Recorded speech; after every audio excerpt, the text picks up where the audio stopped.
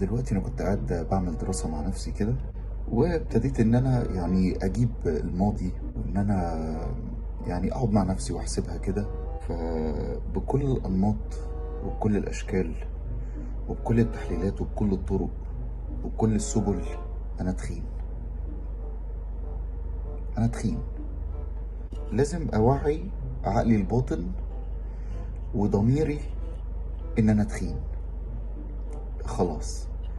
يعني لازم افهمهم حاجة زي دي، او لازم اقنعهم بحاجة زي دي.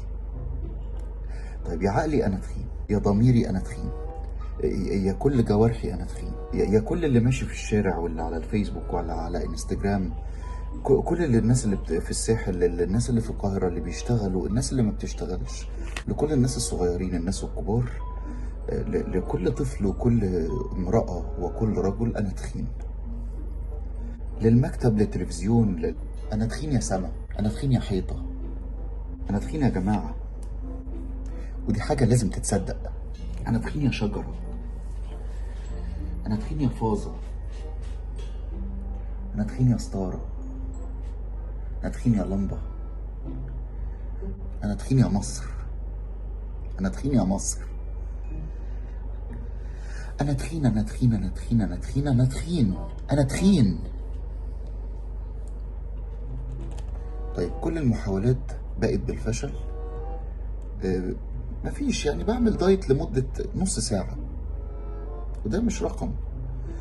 ولازم ما بيني وما بين نفسي ان انا اقعد اتكلم معاها، وان انا اشكلها، واقول كلام كتير قوي واحكي لها واغني لها لو يعني لو الزم الامر. بس الموضوع بقى صعب خلاص. يعني ده وقت ان انا اقعد مع نفسي واقول لها ان انا تخين.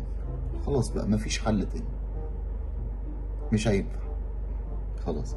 انا بحب الاكل، انا كلب اكل. فهنعمل ايه؟ انا هعمل ايه في حاجه زي كده يعني؟ انا ضايع، انا تخين. فلازم ان انا اصدق حاجه زي دي. خلاص بقى، مش قادر، ما بقدرش. بعمل دايت ما بيكملش. ما فيش. اقول بكره، طب يلا اول شهر، طب يوم واحد واحد، طب يوم واحد اتنين، طب يوم واحد تلاتة، وهلك يعني هكذا.